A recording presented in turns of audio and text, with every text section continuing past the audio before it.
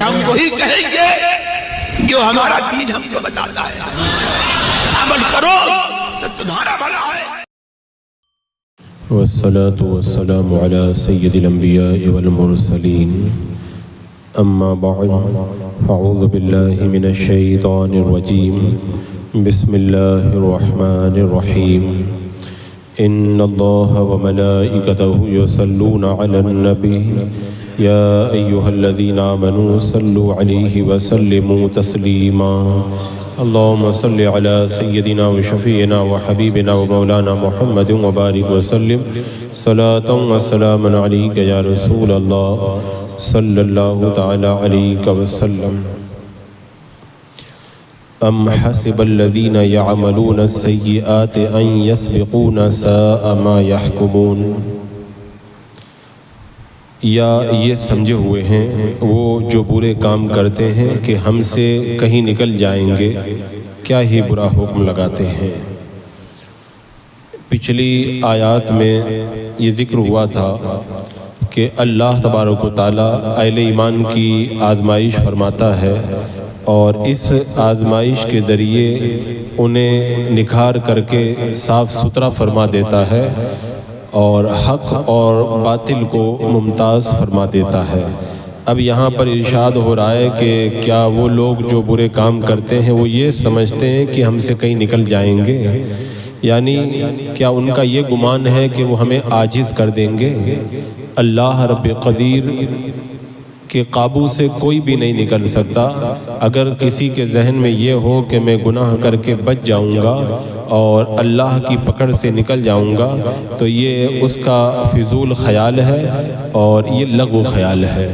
اللہ تبارک و تعالیٰ قوت والا اور قدرت والا ہے، کوئی اس کی پکڑ سے بچ نہیں سکتا. وہ پروردگار عالم معاف کر دے تو یہ اس کا کرم ہے، اور گناہ بندہ جب کرتا ہے تو پھر اس گناہ کا اسے نتیجہ بھی بھگتنا پڑتا ہے، وہ چاہے کسی بھی شکل میں ہو، بندہ سمجھ نہ پائے.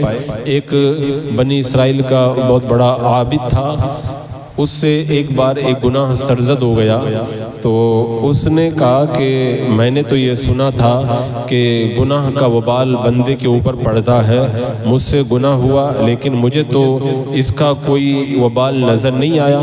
تو اللہ تبارک و تعالیٰ نے اس زمانے کے نبی کی طرف وحی بھیج کر کے یہ بتا دیا کہ اس سے کہہ دو کہ اس سے پہلے جب تم عبادت کرتے تھے تو تم کو عبادت میں جو لطف آتا تھا اس گناہ کے بعد میں اب وہ لطف تم سے چلا گیا ہے، یہی تو میرا عذاب ہے. تو عذاب الگ الگ شکل میں آتا ہے، جیسا کہ میں نے اس سے پہلے بھی بتایا تھا کہ اگر کوئی بندہ بے نمازی ہے وہ یہ کہتا ہے کہ میں اتنے گناہ کرتا ہوں، نماز نہیں پڑھتا، اس کے باوجود بھی میرا کاروبار بڑا اچھا چلتا ہے، تو وہ کہتا مجھ پر تو اللہ کا عذاب نہیں آیا. اللہ کا عذاب آیا لیکن اس کو پتہ نہیں چلا. عذاب یہ آیا ایک وقت کی نماز چھوڑی، دوسرے وقت کی نماز کی اس کو توفیق نہ ملی، دوسرے وقت کی چھوڑی، تیسرے وقت کی اس کو توفیق نہ ملی. تو بار بار جو یہ نمازیں چھوڑ رہا ہے اللہ تبارک و تعالیٰ نے اس کو توفیق نہیں دی نماز پڑھنے کی. یہ اس کے گناہوں کا وبال ہی تو ہے.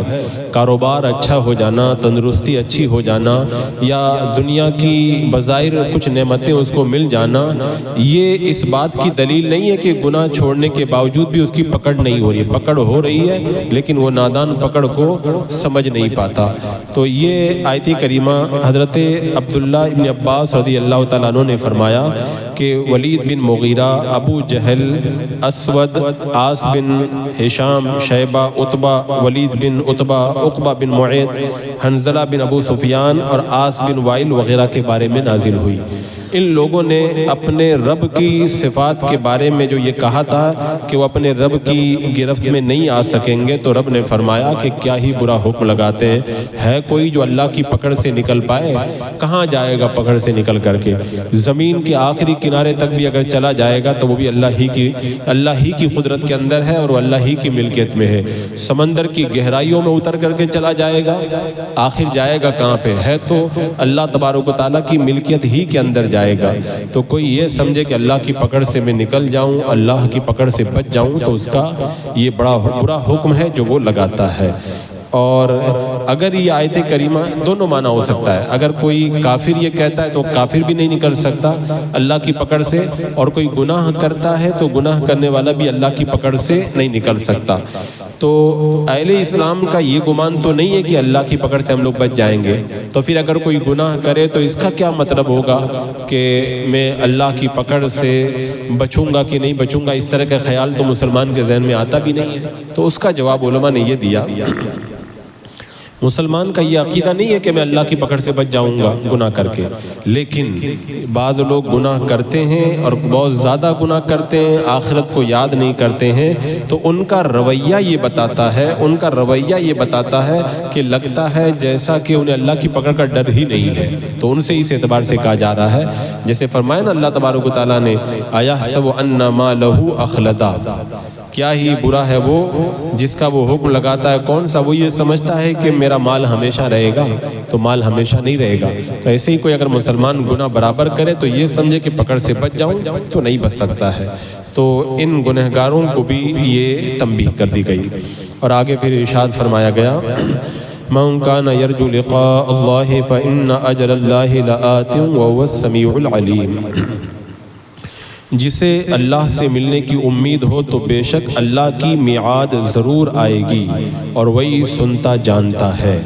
یعنی یہاں پر یہ ارشاد فرمایا گیا جسے اللہ سے ملنے کی امید ہے، یعنی آخر میں مرنے کے بعد اللہ کی بارگاہ میں جانا ہے، اپنے اچھے برے اعمال کی جزا اور سزا پانی ہے، تو جو شخص موت سے ڈرتا ہے اس کو نیک عمل کرنے چاہیے، کیونکہ رب نے فرما دیا کہ وہ میعاد ضرور آنے والی ہے، موت ضرور آنے والی ہے، اللہ کا وعدہ ضرور آنے والا ہے۔ کوئی بھی بندہ اس وعدے کو ٹال نہیں سکتا، آج نہیں تو کل نہیں تو پرسوں، 100 سال بھی جی لے گا تو آخر مرنے کے بعد میں بندہ رب کی بارگاہ میں جائے گا ہی۔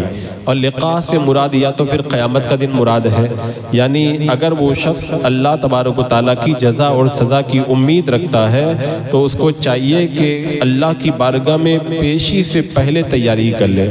دنیا کی معمولی پیشی جب ہوتی ہے بندہ کتنی تیاری کرتا ہے معمولی جج کے سامنے، تو بلا تشبیہ و بلا تمثیل اللہ احکم الحاکمین کی بارگاہ میں جب کوئی بندہ جائے تو اس کو پھر کتنی تیاری کر کے جانا چاہیے، وہاں پہ تو بال کی کھال نکالی جائے گی، ایک ایک باریک باریک عمل کا حساب رب کی بارگاہ کے اندر بندے کو دینا پڑے گا۔ رب نے فرما دیا نا وہ السمیع العلیم، وہ سب سنتا جانتا ہے، کوئی اس سے چھپا ہوا ہے ہی نہیں، اسے سب پتا ہے، باریک سے باریک بات بھی وہ سنتا ہے، اور چھوٹی سے چھوٹی چیز بھی اس کی نگاہ قدرت میں ہے، کوئی اس سے بچ کر کے نہیں نکل سکتا ہے۔ تو لہذا جب یہ امید رکھتا ہے بندہ کہ اللہ سمیع ہے، یقین رکھتا ہے اللہ سمیع ہے بس علیم ہے، تو اس کو پھر آخرت کی تیاری کرنا چاہیے۔ اور پھر رب نے فرمایا وَمَن جَاهَدَ فَإِنَّمَا يُجَاهِدُ لِنَفْسِهِ إِنَّ اللَّهَ لَغَنِيٌّ عَنِ الْعَالَمِينَ، اور جو اللہ کی راہ میں کوشش کرے تو اپنے ہی بھلے کی کوشش کرتا ہے، بے شک اللہ بے پرواہ ہے سارے جہان سے۔ یعنی کوئی نیک اعمال اگر کرتا ہے نا تو وہ معاذ اللہ یہ نہیں کہ معاذ اللہ کے فائدے کے لیے کر، اللہ تعالیٰ تو بے نیاز ہے، وہ جو بھی بندہ نیک کام کرتا ہے وہ اپنے ہی فائدے کے لیے کرتا ہے۔ جو شخص اللہ کی اطاعت میں ثابت قدم رہتا ہے آخر کے اندر اس کا فائدہ اس بندے کو خود کو ہی ملے گا۔ حضرت ابو ذر رضی اللہ تعالیٰ عنہ بیان کرتے ہیں اللہ کے رسول علیہ السلام نے ارشاد فرمایا کہ اللہ تبارک و تعالیٰ کا یہ فرمان ہے اے میرے بندو تم سب گمراہ ہو سوائے اس کے جس کو میں ہدایت دوں، تو تم مجھ سے ہدایت کا سوال کرو میں تم کو ہدایت دوں گا۔ اے میرے بندو تم سب فقیر ہو سوائے اس کے جس کو میں غنی کر دوں، تو تم مجھ سے سوال کرو میں تمہیں رزق دوں گا۔ اور تم سب گنہگار ہو سوائے اس کے جس کو میں عافیت سے رکھوں، تو تم میں سے جس کو یہ یقین ہو کہ میں گناہ بخشنے پہ قادر ہوں اس کو چاہیے کہ میری بخشش کا سوال کرے میں اس کو بخش دوں گا، اور مجھے کوئی پرواہ نہیں ہے۔ اور اگر تمہارے اول اور آخر یعنی دنیا بننے سے لے کے قیامت تک ساری مخلوق اگر اول اور آخر زندہ مردہ خشک و تر سب مل کر کے میرے بندوں میں سے سب سے بڑے متقی اور پرہیزگار کے دل کے مطابق ہو جائیں، یعنی ساری کائنات پرہیزگار بن جائے، رات دن اللہ کی عبادت کرے، ہر لمحہ اللہ کی عبادت کرے، کوئی اللہ کی نافرمانی کرے ہی نہیں، تو رب فرماتا ہے میری ملک میں مچھر کے پر کے برابر بھی اضافہ نہیں ہوگا۔ میں خدا ہوں، چاہے تم کتنی بھی میری عبادت کر لو، میری ملکیت میں، میرے ملک میں تم کوئی اضافہ نہیں کر سکتے، میں بے نیاز ہوں میں۔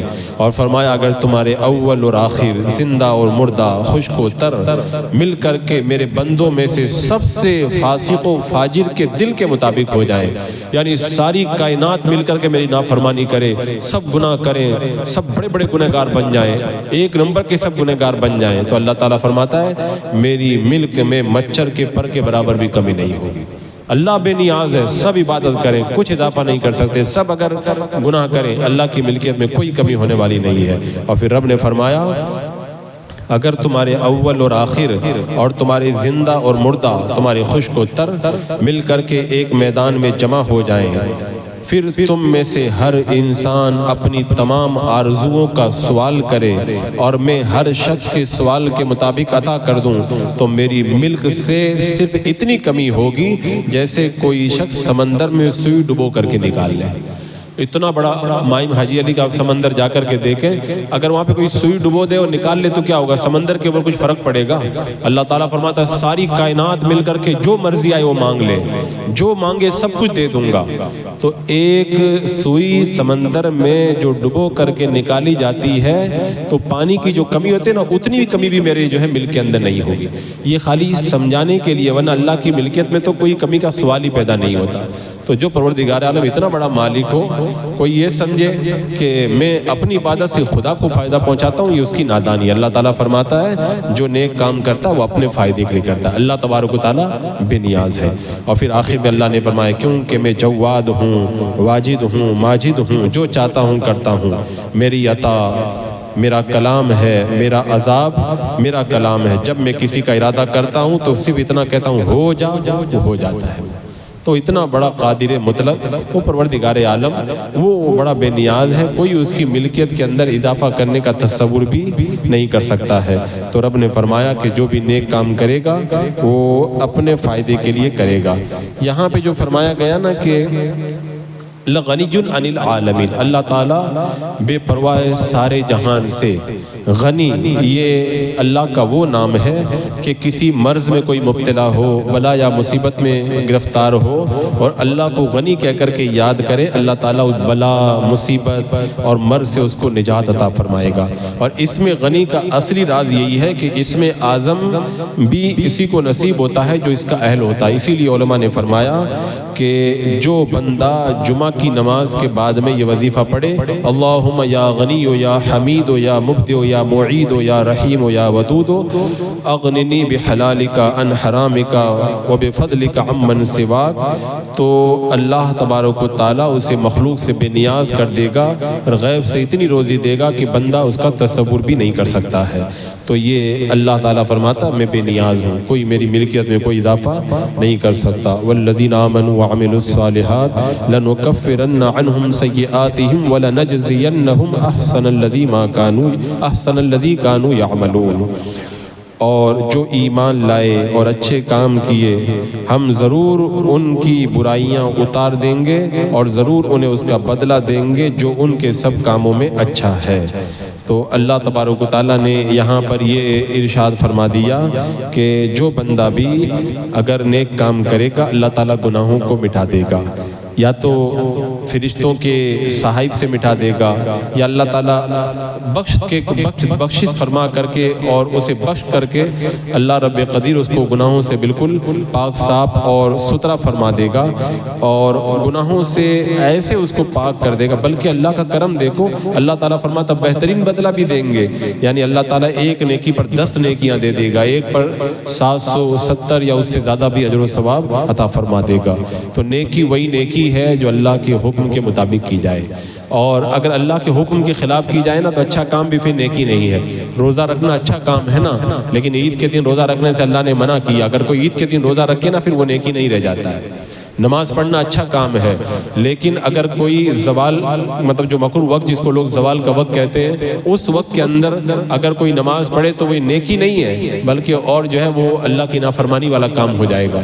تو نیکی وہی نیکی ہے جو اللہ کی رضا کے مطابق کی جائے، اور اللہ جس کام کا حکم نہ دے، اس کی مرضی کے خلاف کوئی کام کرے تو وہ نیکی نہیں ہے۔ تو اللہ تعالیٰ نے اس آیت کریمہ کے اندر نیک کام کرنے والوں کو بشارت دی کہ انہیں ہم بہترین بدلہ دیں گے۔ ہم اور آپ جب بدلہ دیتے ہیں تو اپنی حیثیت کے مطابق دیتے ہیں، اللہ رب قادر مطلق ہے، وہ جب دے گا اپنے کرم کے مطابق تو بندہ اس کا حساب بھی نہیں لگا پائے گا۔ بسم اللہ الرحمن الرحیم۔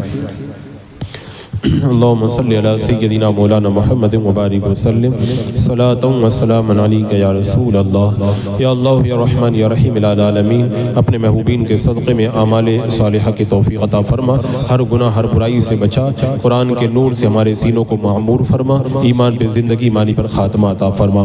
ربنا تقبل منا انک انت السمیع العلیم وتب علینا انک انت التواب الرحیم۔ ان اللہ وملائکتہ یصلون على النبي يا أيها الذين آمنوا صلوا عليه وسلموا تسليما۔ اللهم صل على سيدنا وشفينا وحبيبنا مولانا محمد وبارك وسلم، صلاة وسلام عليك يا رسول الله۔ سبحان ربك رب العزة عما يصفون، والسلام على المرسلين، والحمد لله۔